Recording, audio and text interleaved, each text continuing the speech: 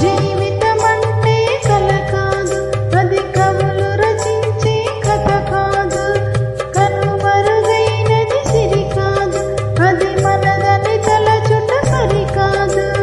గుడి ఎడమైతే పొరపాటు లేదను నానుడి సత్యం కాదు, ఇది అందరికర్థం కాదు.